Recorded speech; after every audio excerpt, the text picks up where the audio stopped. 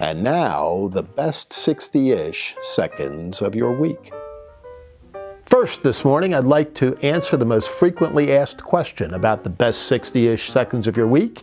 And the answer is yes, we do this without a teleprompter. It is completely unedited, unrehearsed, unscripted. What you see is what you get, and all the little glitches and hiccups are entirely mine. You know, we have a little interesting conversation internally about that from time to time because some of my colleagues say, we're a production company. We ought to do a little bit better with the production values of the best 60 seconds. But my retort is always, this is just a little conversation between me and you every Saturday morning about some things that we think might be useful to you in your business week and provide a little bit of commentary and analysis for really smart people like you on issues that are in the news. So you can do your part and like, share, subscribe to the best 60-ish seconds of your week.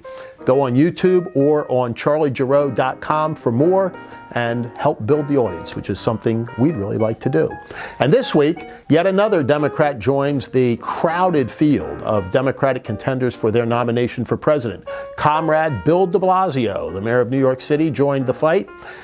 You know, he's a big city mayor, which has its advantages, but also its disadvantages. Unlike Pete Buttigieg, who's the mayor of a relatively small town in the Midwest, de Blasio's got a record, not so good, of running a big city. And I think he needs a better advance team because in a a couple of days before his announcement, his advance team allowed him to walk into Trump Towers to make his statement. And behind him, going up and down the elevators, are a bunch of folks with signs that say, worst mayor ever, failed mayor, Trump 2020, on a continuing run during the entire event. Not exactly a textbook advance work. So, Comrade de Blasio, welcome to the race.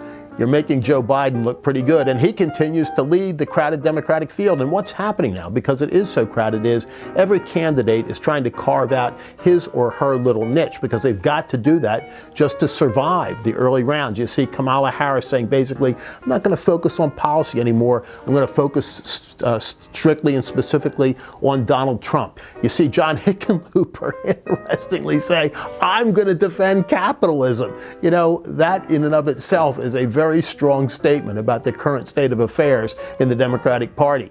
And you've got Cory Booker really betraying the far left on guns. He wants now to have national licensure for gun ownership.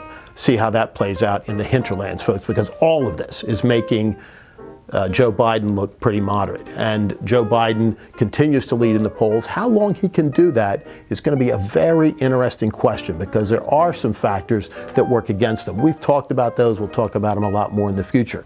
But Joe Biden announced this week that Pennsylvania will be his headquarters for the 2020 run, yet another indication of how vital and critical the Keystone state is. And on Monday, President Trump is coming back to Pennsylvania to campaign for our friend Fred Keller, who's going to become a member of Congress after the special election on Tuesday. I just want to say this. Fred Keller is an exceptional man. If you know his story, you know what a truly unique guy he is and how eminently qualified he is to serve in the greatest democratic institution in history. Fred Keller will be a great congressman, and we're very proud to be a small part of his team. I want to take a moment to remember the name Otto Warmbier and to focus on his memory for just a second. A man, an American, who was captured by the North Koreans, imprisoned, brutally tortured, and then sent back home to die, which unfortunately he did. Senators Pat Toomey, Republican of Pennsylvania, and Chris Van Hollen, a Democrat of Maryland, are co-sponsoring the Otto Warmbier Banking Act, which is specifically designed to put some pressure on 4 Chinese banks and the flow of money into North Korea.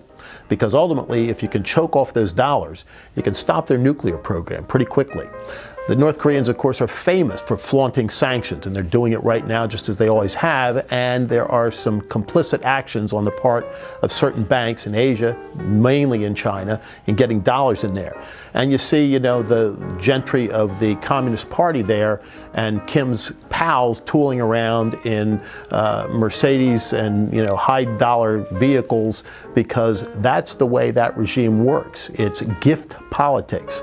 But if there's no money, There's no goodies to pay off the military and to pay off top governmental leaders. And if there's no money to pay those folks off, there's no regime. And if there's no regime, there's no nukes. So the Otto Warmbier Banking Act helps make the world a much safer place. Thank you, Senator Toomey. Thank you, Senator Van Hollen.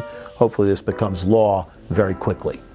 And although I've promised not to talk about sports too much, I can't help it because today is the running for the Black-Eyed Susan at the Pimlico racetrack in suburban Baltimore. The Preakness runs this afternoon. Sadly, there will be no Triple Crown winner this year, or even the possibility of it, because the improbable winner of the Kentucky Derby at Churchill Downs a couple of weeks ago is not in the field today.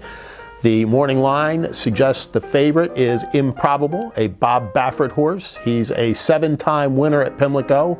Interesting, because he's usually got about half the field, but you can't deny the success of the silver-haired fox. Look for Improbable to lead the way this afternoon at Pimlico. And if you've ever been down there for race day, for the Preakness, with the 10,000s of people that clutter the infield and have no awareness whatsoever that there's a horse race going on, a little bit different from being in the grandstands where things are much more genteel and civil. But from wherever your perch might be, enjoy the run this afternoon. Finally, this Saturday, today, is Armed Forces Day. Harry S. Truman made it such over 60 years ago, and it has been observed on the third Saturday in May ever since. And it is an opportunity for us to all thank servicemen and women for their service to our nation. Take an opportunity to say thank you for your service to one of those armed forces folks today. This isn't Veterans Day. It's not Memorial Day, which we'll observe in a couple of weeks. This is the opportunity carved out specifically for those currently serving. So for now, that is the best 60-ish seconds of your week.